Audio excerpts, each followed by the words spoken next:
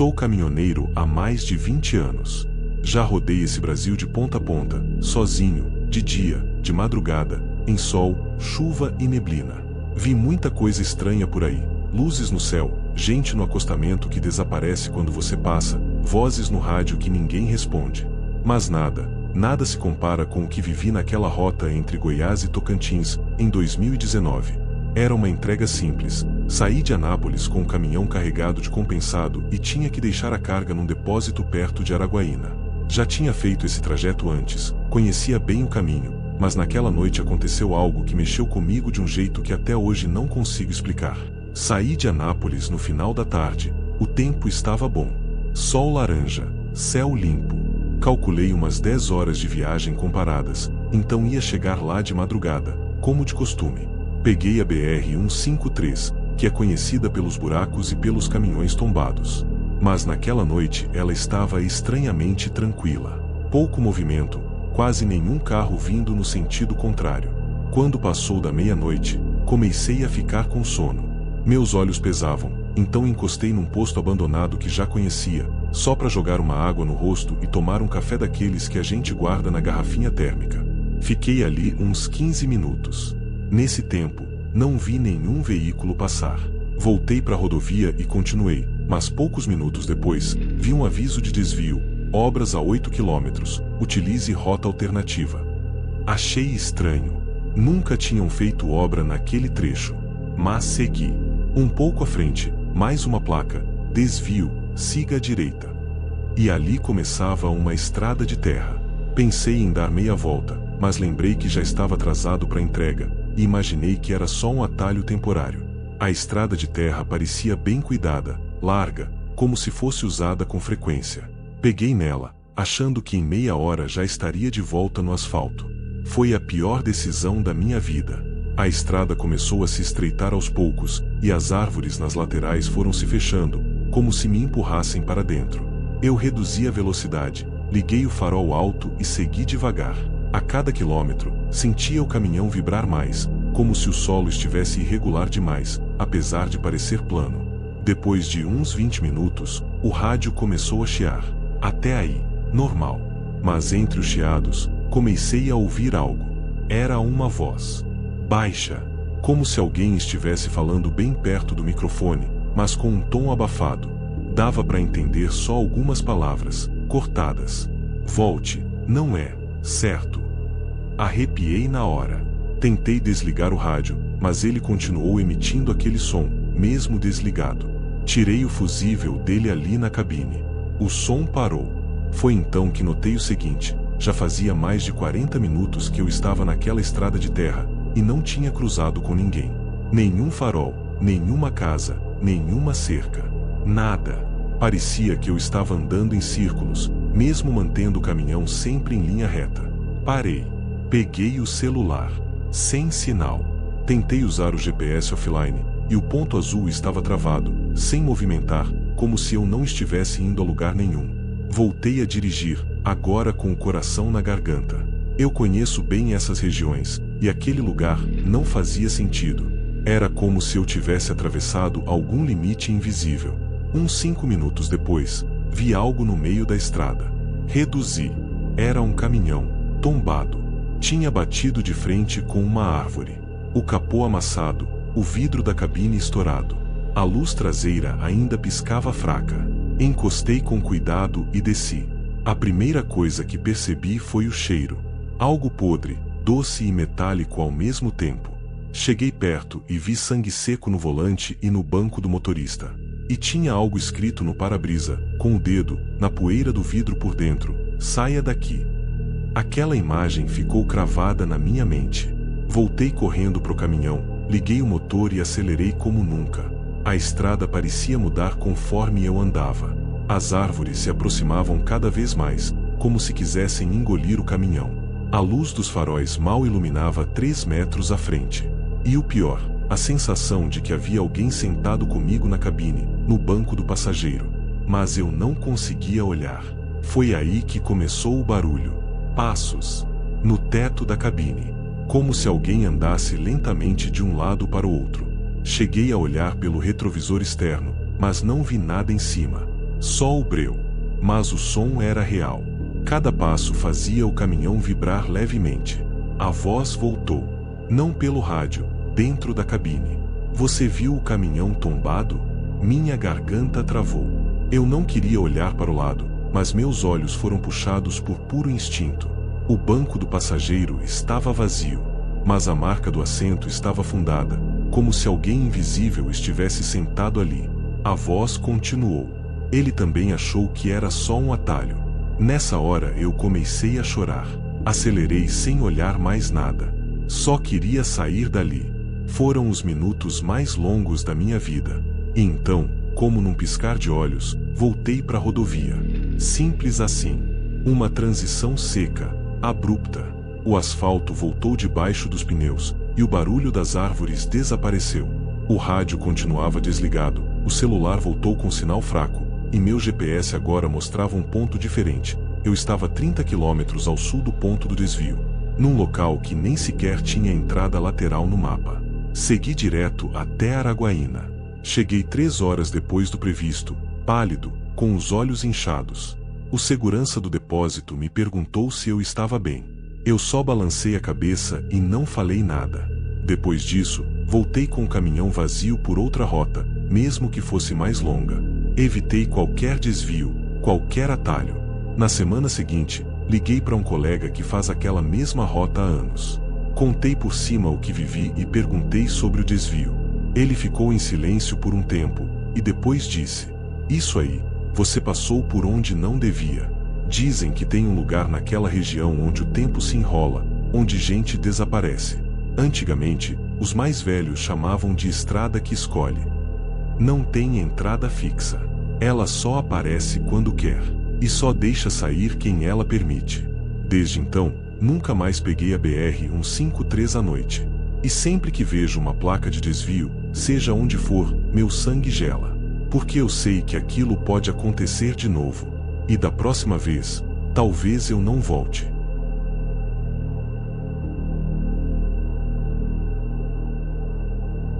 Faz mais de 15 anos que eu rodo o Brasil com meu caminhão, e quem vive da estrada sabe, tem trechos que você aprende a evitar, não importa o quanto te paguei. Nem sempre é por causa de assalto ou buraco. Tem lugares que são ruins de um jeito diferente. Lugares que mexem com a cabeça. Com o tempo, você percebe que o asfalto também tem memória, e algumas rotas guardam coisas. O que eu vou contar aconteceu em 2017. Eu estava saindo de Barreiras, na Bahia, com destino a Belo Horizonte. A carga era meio incomum, caixotes grandes, lacrados com fita preta e etiquetas de restrição. Tudo vindo de um laboratório que tinha fechado as portas por causa de um incêndio. A transportadora pegou o frete porque pagavam bem, mas o dono avisou que era para não mexer em nada. Material biológico, ele disse. Só isso. Me entregaram os documentos, lacraram a carroceria e pronto. Peguei estrada num sábado à noite, para chegar na segunda cedo. Fiz o trajeto normal até Bom Jesus da Lapa, e de lá pretendia seguir pela BR-135. Mas quando parei num posto para abastecer, o frentista comentou: "Se eu fosse você, não pegava 135 agora, não. Teve deslizamento lá perto de Montes Claros. Tá tudo parado." Ele me sugeriu um desvio por uma estrada municipal que passava por dentro de umas fazendas e saía mais à frente, perto de Bocaiúva. Disse que era tranquila, usada por gente da região, e dava para cortar uns bons quilômetros. Eu hesitei, mas estava cansado. A noite estava calma, céu limpo. Pensei, por que não? Entrei no tal desvio por volta das 21 horas. Era uma estrada de terra batida, larga o suficiente para um caminhão grande, mas sem sinal de tráfego. Fui indo devagar, ouvindo música e tomando café. O sinal de celular foi sumindo até desaparecer de vez. A estrada parecia boa no começo, mas depois de uns 30 minutos, começou a mudar. A poeira ficou mais densa, o mato nas laterais mais alto. O estranho é que, mesmo sendo zona rural, não via casa, cerca, gado, nada. Só árvores secas, uma vegetação torta, como se tivesse queimado há pouco tempo. Comecei a sentir um cheiro forte, algo entre terra molhada, ferrugem e carniça. E então o rádio desligou sozinho. Tentei religar. Nada. O painel piscou por um instante, e todas as luzes do caminhão se apagaram. Puxei pro acostamento, se é que dá para chamar aquilo de acostamento, e desliguei tudo. Esperei alguns minutos. Quando liguei de novo, o painel voltou, a luz reacendeu, mas o rádio continuava mudo. Achei que tivesse dado um curto. Toquei mais uns 2 quilômetros até que vi, no meio da estrada, um vulto. Parei imediatamente. Era um homem. Ou melhor, parecia um homem. Tava de costas, parado, como se esperasse algo. Vestia o farol alto nele. O corpo era magro, magro demais.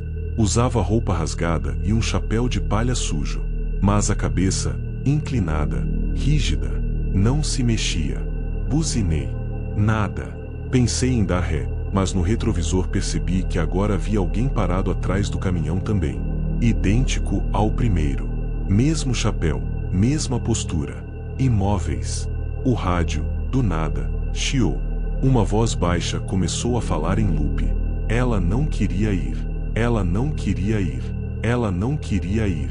Desci o som no painel, mas a voz continuava. Vinha de dentro da cabine, como se alguém estivesse falando atrás de mim. Olhei pro banco do passageiro. Vazio. Mas havia marcas de mãos pequenas no vidro, como se uma criança tivesse pressionado o rosto contra ele. Marcas úmidas, recentes. Travei. Peguei a lanterna e desci, decidido a entender o que estava acontecendo. A estrada agora estava coberta de uma névoa fina, e o cheiro piorou. Era insuportável. Cheiro de coisa morta, carne podre. Iluminei em direção à frente, mas o homem não estava mais lá. Corri para trás do caminhão, mas não tinha mais ninguém lá também. Abri a porta da carroceria. Não sei por que fiz isso. Era para ser lacrada até o destino. Mas alguma coisa me obrigou. Lá dentro, os caixotes estavam molhados por dentro. De um líquido escuro, denso, com cheiro horrível. A madeira inchada. Um deles estava quebrado. E dentro dele, no meio de uma manta térmica, tinha algo envolvido em plástico. Parecia um corpo humano. Pequeno. De criança. Eu gelei. Cheguei mais perto. O plástico estava rasgado. E dentro, havia marcas de unha por dentro do saco. Como se alguém tivesse tentado sair. Caí de joelhos. Vomitei. Comecei a chorar. Aquilo não podia estar acontecendo. Liguei o motor do caminhão como deu. Fechei a porta da carroceria tremendo e saí dali feito louco. A estrada parecia se esticar, se repetir, como se eu não saísse do lugar. A voz continuava. Ela não queria ir. E então, de dentro do painel, o rádio estourou. Fumaça subiu. O cheiro de queimado invadiu tudo. Quando achei que ia enlouquecer, vi uma luz no fim da estrada. Era um posto de gasolina antigo, com uma placa apagada. Encostei com tudo e desci gritando. Um senhor saiu da casinha ao lado, assustado. Eu implorei por ajuda. Ele me olhou com calma, acendeu um cigarro e disse só isso. Você pegou o caminho errado. Não devia ter transportado o que não entende. Tentei usar o telefone dele, mas não tinha linha. Dormi no caminhão mesmo, com medo de tudo. Quando acordei, já era de manhã. A neblina tinha sumido. O posto, vazio, como se nunca tivesse existido. Só a estrada e o barulho de insetos. Nem o velho, nem a casinha estavam ali. O mais estranho é que a carroceria estava seca. Os caixotes intactos, sem marcas, sem vazamento. Tudo como no começo. Entreguei a carga em BH sem falar nada. Assinei os papéis, recebi, fui embora. Mas nunca mais aceitei transporte de material biológico. Nunca mais. Porque eu sei o que vi. E sei o que escutei. Ela não queria ir. Ela não queria morrer naquele laboratório.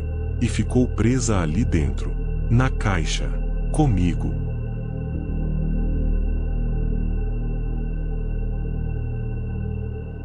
Tem coisa que a gente carrega no caminhão que não tá no manifesto. Às vezes é só preocupação com a família, dívida, saudade. Mas tem vez que é outra coisa. Algo que pesa mais do que o caminhão todo, mesmo sem ocupar espaço. Isso aconteceu comigo em 2021, e até hoje evito passar pela BR-050 à noite. Eu fazia um trajeto relativamente simples, Brasília até Uberlândia, carga de eletrodomésticos novinhos, todos lacrados e conferidos. Estrada duplicada, boa parte com radar e iluminação, especialmente nos trechos urbanos. Um percurso tranquilo, sem muitas paradas. Saí do setor de indústria e abastecimento de Brasília por volta das 18h30. Verifiquei tudo, documentos em dia, carga certinha. O cliente queria entrega até às 7h da manhã, então o plano era dirigir durante a noite e parar só se precisasse. Eu gostava da madrugada, temperatura mais amena, menos trânsito e uma sensação de solidão que sempre me ajudava a pensar. Mas naquela noite, a solidão veio diferente. Pouco depois de passar por Cristalina, comecei a sentir algo estranho na cabine.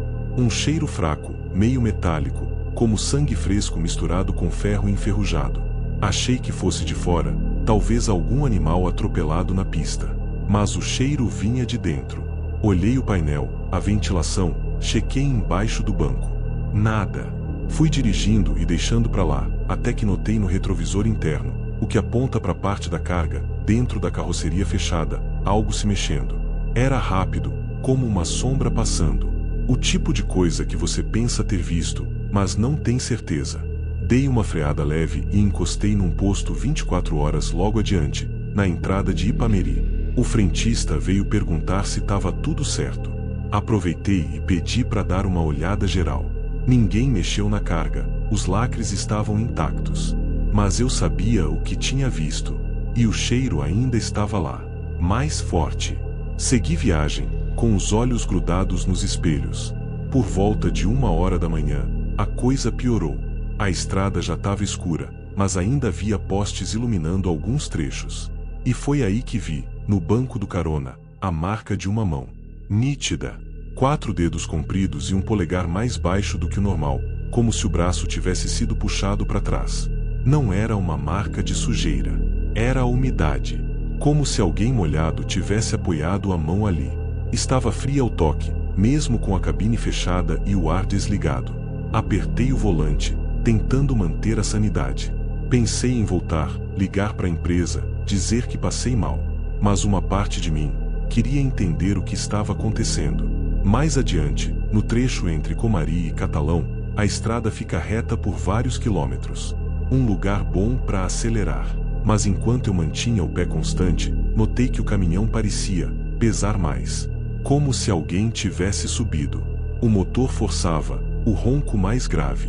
Olhei pro velocímetro, 60 km/h. Impossível. Eu estava sentindo como se estivesse puxando uma carga 3 vezes maior. E então, ouvi o primeiro sussurro. Veio de trás do banco. Um som arrastado, molhado, como alguém falando dentro da água. Você trouxe.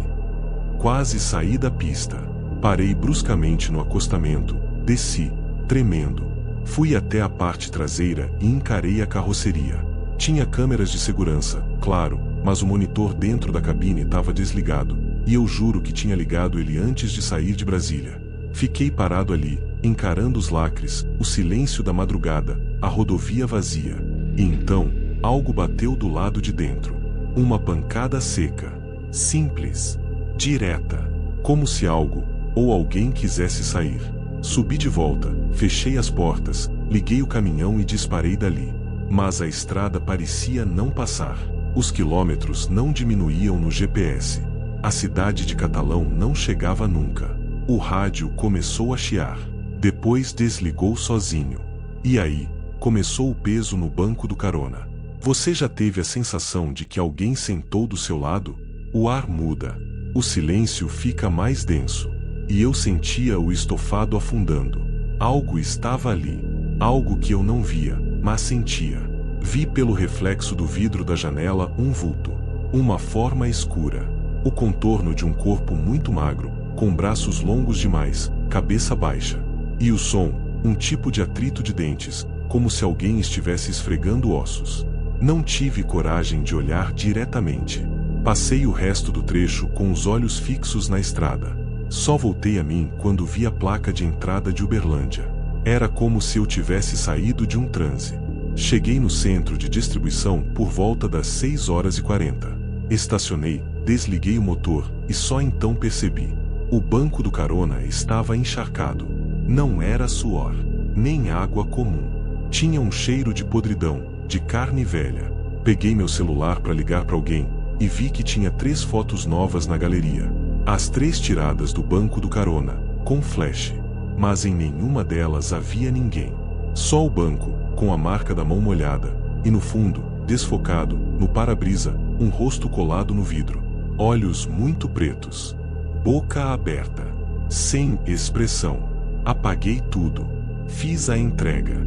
Nenhum produto danificado. Nenhuma anormalidade. Tudo conforme. Mas à noite, no hotel, recebi uma ligação sem número. Atendi sem pensar. A voz era grave, arrastada, como alguém morrendo afogado. Ela disse: "Obrigado por levar, mas você trouxe também. Fica com ele agora." A ligação caiu. E desde então, em toda viagem noturna que faço, sinto o banco do carona afundar um pouco. Nunca vi mais nada. Mas sei que não estou sozinho. E o pior, a carga que entreguei naquela noite nunca existiu. Dias depois, entrei em contato com a empresa para pedir relatório da entrega. Eles disseram que nenhum caminhão foi escalado para Uberlândia naquele dia. E não havia registro de transporte com meu nome na data. Só o posto de abastecimento em Cristalina confirma minha passagem. O restante sumiu do sistema. Mas eu lembro de cada curva, cada metro, e do peso invisível que ainda me acompanha.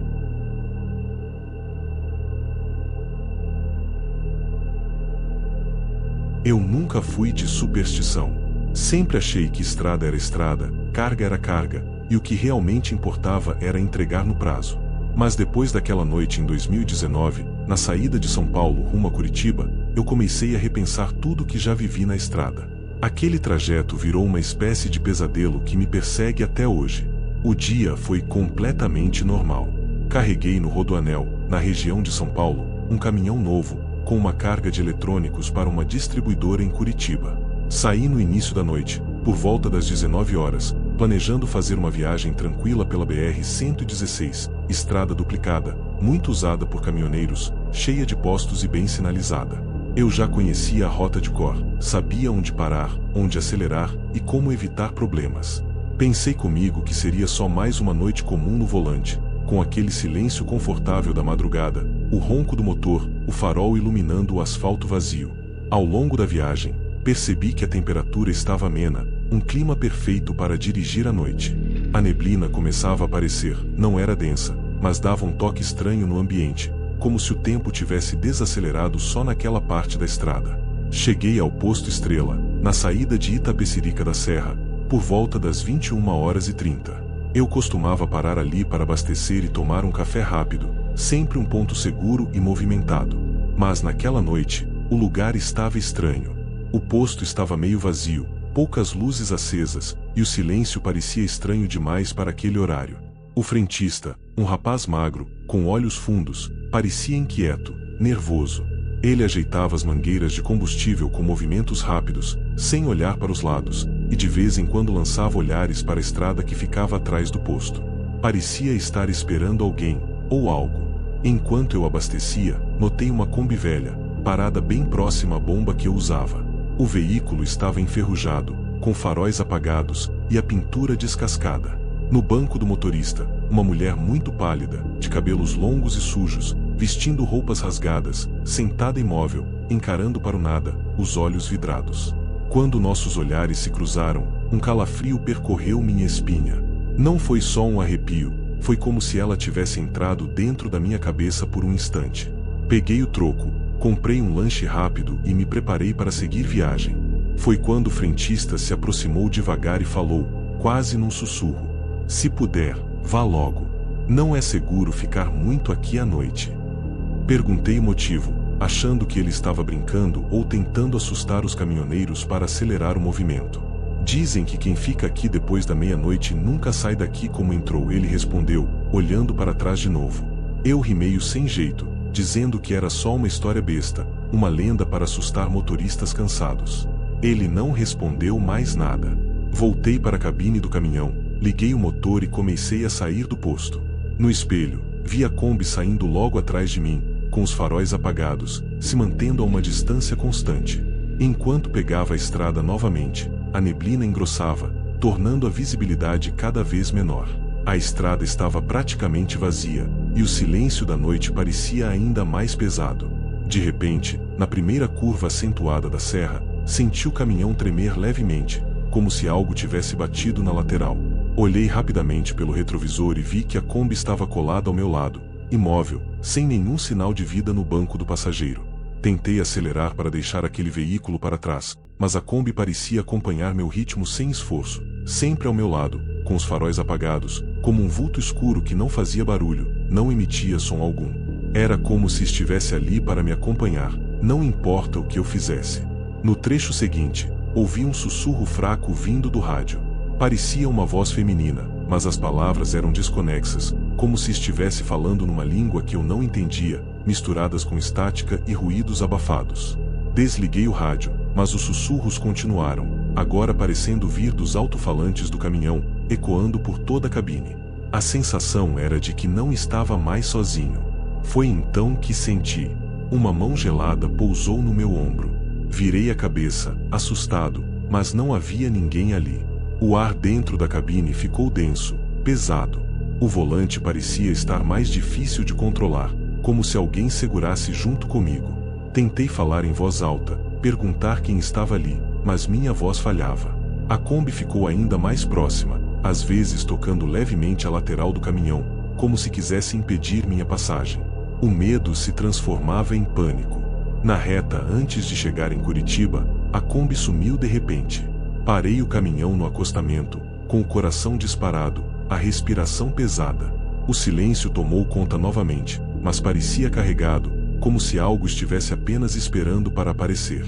Quando liguei o rádio de novo, uma voz rouca, quase um sussurro, saiu dos alto-falantes. Obrigado por me levar. Agora você nunca mais sai daqui. Eu não sei o que era aquela Kombi, ou aquela mulher. Nunca consegui explicar. Desde aquela noite, a estrada nunca mais foi a mesma para mim. E toda vez que passo pelo posto Estrela, eu vejo a mesma Kombi parada lá. Mas a cabine está vazia. O medo ficou comigo. E o peso invisível daquele passageiro que não desce nunca também.